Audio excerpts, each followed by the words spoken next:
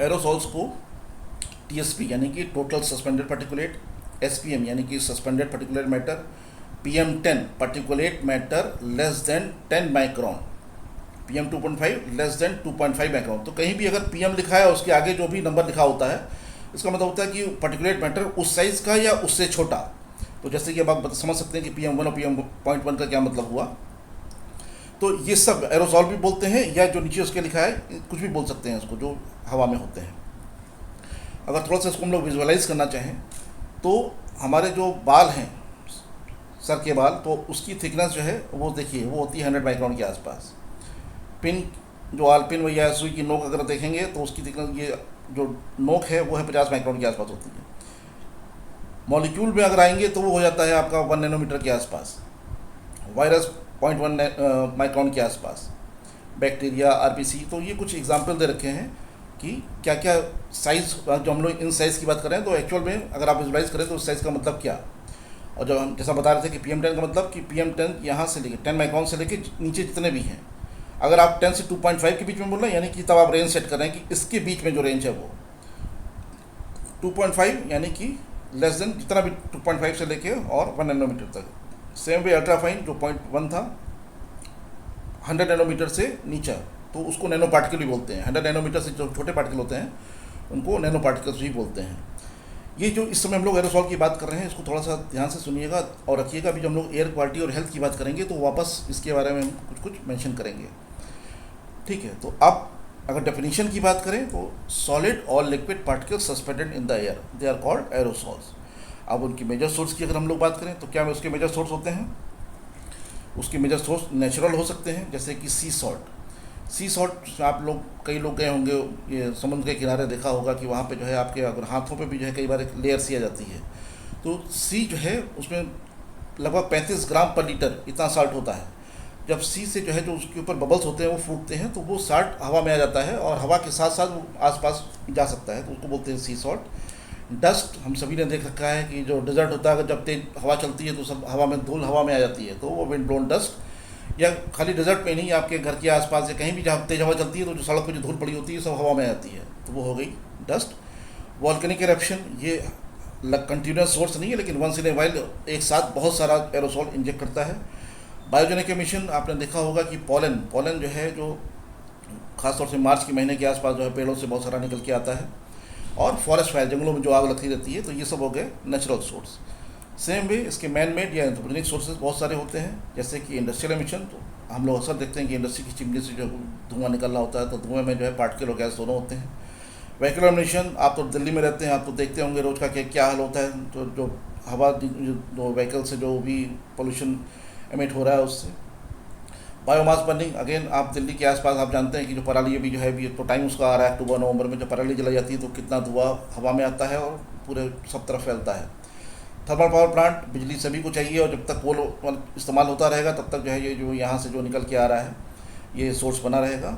और cow dung cake, हालांकि ये अभी उज्ज्वला योजना के बाद से कम हो रहा है, लेकिन अभी भी कई जगहों पे जो है लोग गोबर के उपले के बना के और उससे खाना बनाते हैं। तो ये सब जो इन सब की बर्निंग है वो सब हो गए आपके एंथ्रोपोजेनिक सोर्स, और जो राइट हैंड साइड में दिखा रखा है वो हो गए नेचुरल सोर्स। इनका साइज़ जैसा कि हम लोगों ने बात की, फ्यू नैनोमीटर से सेवरल माइक्रोमीटर तक हो सकता है।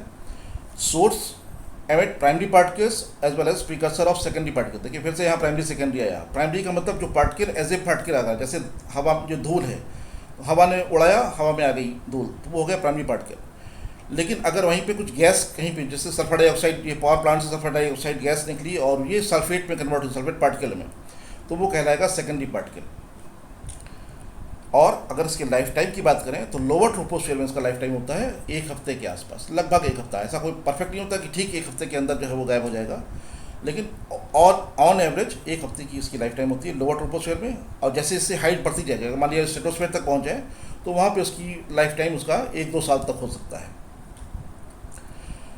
एक बार ये हवा में आ गए, अब वो प्राइमरी हो चाहे सेकेंडरी हो, अगर कंपोजिशन के हिसाब से वो ऑर्गेनिक हो सकता है, साल्ट हो सकता है, मेटल, डस्ट, ब्लैक कार्बन, कुछ भी हो सकता है। एक बार वो हवा में आ गया, उसके बाद आसपास जो है जो एक्वस फेज में, एक्वस फेज यानी कि जो वाटर वेपर है वो उसके ऊपर अगर कंडेंस हो रही है तो वो डिपेंड करेगा तो कि कितना कंडेंस हो रही है उसके हिसाब से उसकी पीएच बनेगी।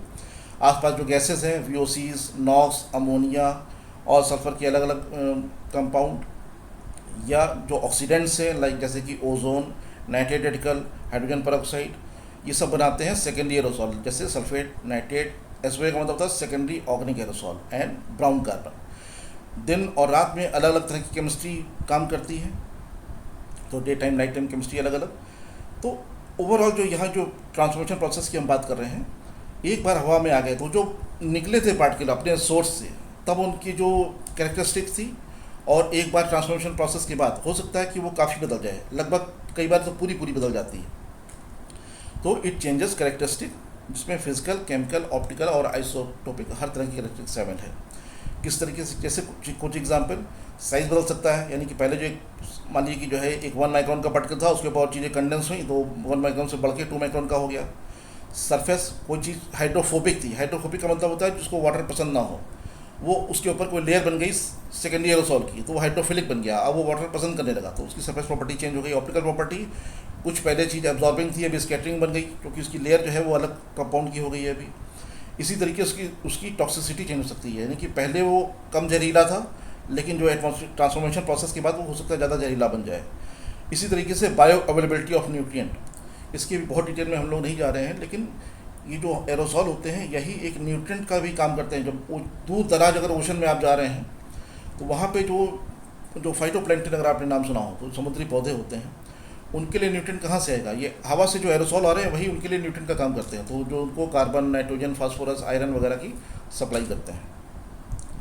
तो ये सब हो गई ट्रांसफॉर्मेशन प्रोसेस। और अल्टीमेटली तो रिमूवल प्रोसेस, तो सोर्स प्रोडक्शन यानी कि पैदा होना, ट्रांसफॉर्मेशन यानी कि उसकी ज़िंदगी, और रिमूवल यानी कि उसकी मौत। तो एक पूरी साइकिल हो गई, तो एरोसॉल साइकिल यही हो गई, source, transport, transformation and removal. किस तरीके से होता है रिमूवल, इसको भी थोड़ा सा ध्यान रखिएगा जो हम यहाँ पे बता रहे हैं।